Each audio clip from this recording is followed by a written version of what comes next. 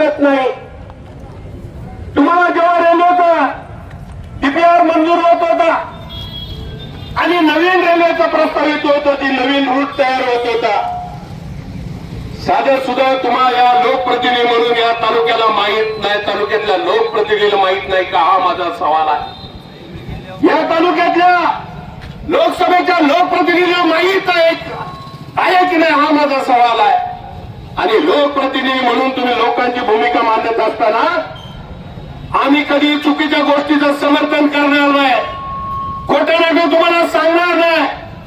पण जेव्हा जेव्हा असा प्रसंग येतो तेव्हा तुम्हाला सगळी परिस्थिती माहिती असताना सुद्धा तुम्ही गप्प का बसले? हा माझा खरा सवाल आहे. मग जर कदाचित सामान्य कार्यकर्त्यांनी हा प्रश्न उभा केला तर तुम्हाला त्याच्यात राजकारण वाटू लागतं. आंदोलनाने प्रश्न सुटत नाहीत हे वारंवार सांगण्यामध्ये या तालुक्यातली दिशाभूल करण्याचं काम लोकप्रतिनिधी करतात. आणि मग मी बाबांना तुम्हाला माझा सवाल विचारतोय. अरे बिबट्याचं आंदोलन या तालुक्यातली जनतेने केलं, त्याचा काही ना काही निर्णय झाला की नाही? बिबट्या परिसरामध्ये कमी झाल्यात की नाही? लोकांना त्याचा न्याय मिळतोय की नाही? रात्रीच्या शेतीवर पाणी भरतायत की नाही?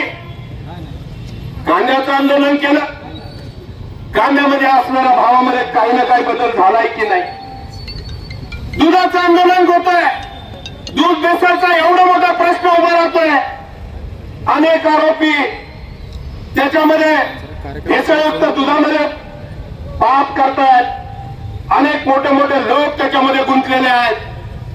आणि त्याच्या संदर्भात आपली भूमिका मांडण्याऐवजी पळकुटेपणानं काम करायचं आणि विरोधी पक्षाचे लोक त्याच्यात राजकारण करायचं असं तुम्ही वारंवार सांगताय.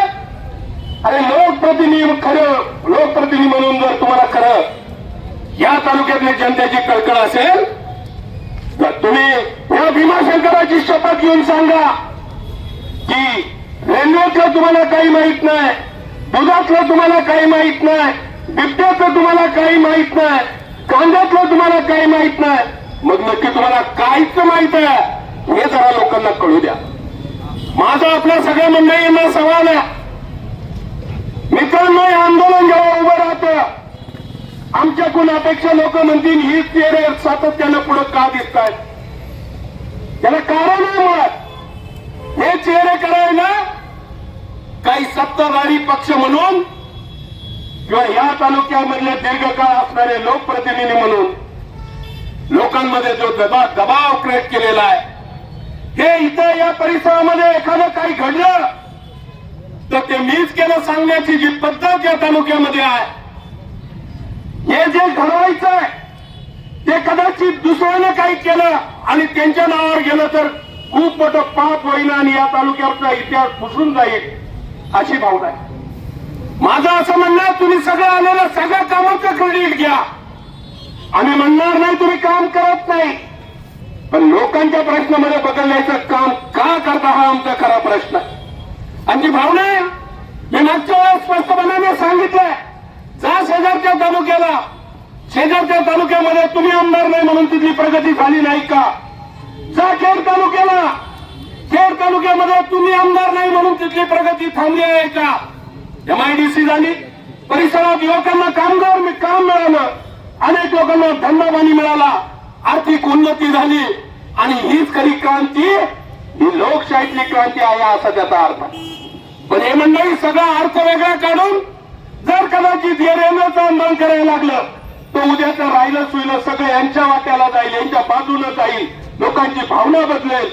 आणि म्हणून आज त्यांना कळायला लागलं का जे लोक सांगत होते आंदोलनाने प्रश्न सुटत नाही, पण आज त्यांना आंदोलनाने प्रश्न सुटतात हे माहिती झालंय आमच्यासाठी खूप मोठं आहे.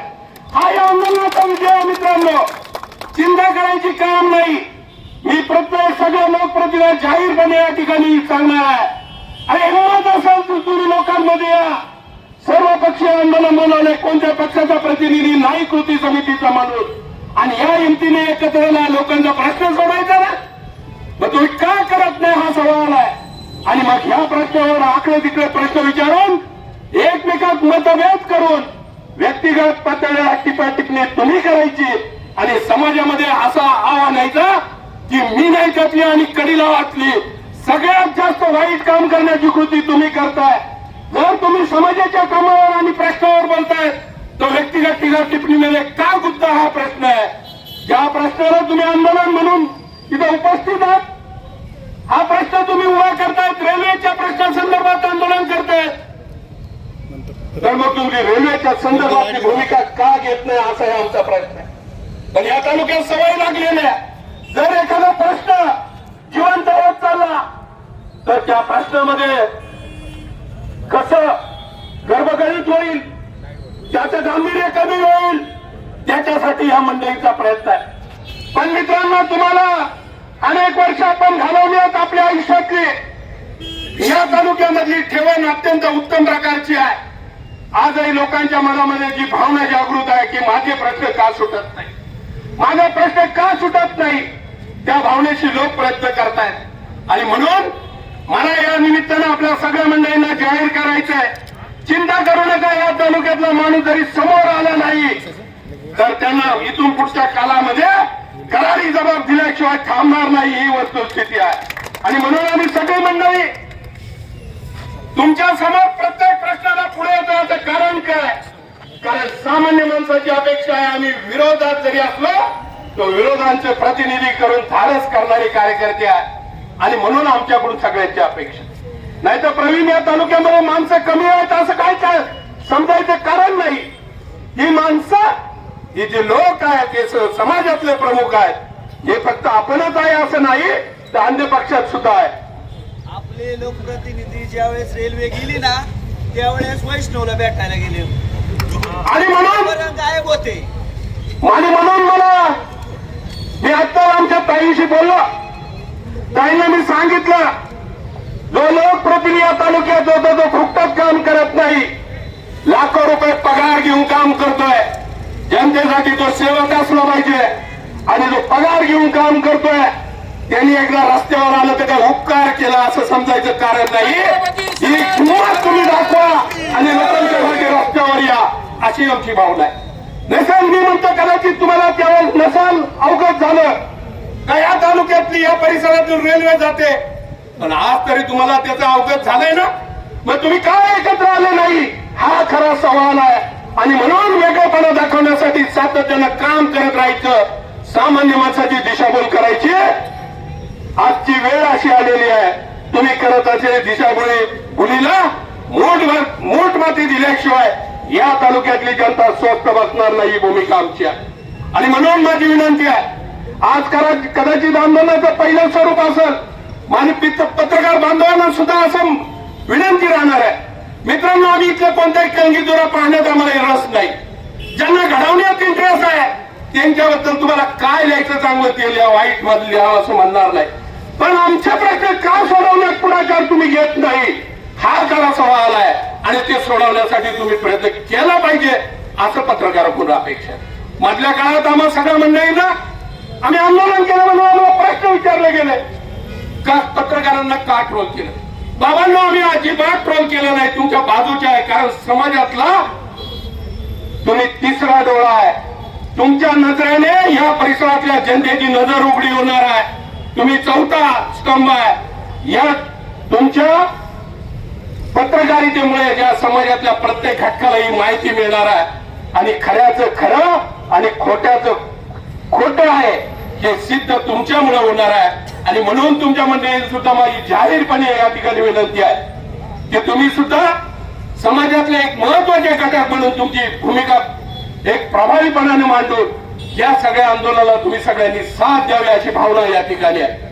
मी जास्त बोलून वेळ घेणार नाही, आज वेळेच्या मर्यादा आहेत. कृती समितीच्या अध्यक्षांनी आपल्याला भावना व्यक्त केलेल्या आहेत, उन्हाचा चटका आहे. आणि म्हणून मी आपल्या तमाम उपस्थितांच्या वतीनं आजचं आंदोलन एका दिवसात संपणार नाही, पण आजपासून सुरू झाले असं समजून उद्याच्या काळात ही रेल्वे आल्याशिवाय थांबणार नाही, ही सुद्धा भूमिका या निमित्ताने जाहीर करतो आणि या ठिकाणी करतो. जय हिंद.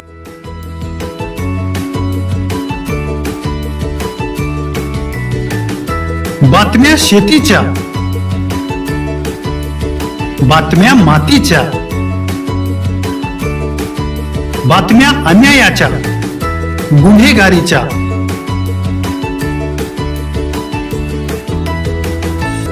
राजकारणाच्या आणि समाजकारणाच्या,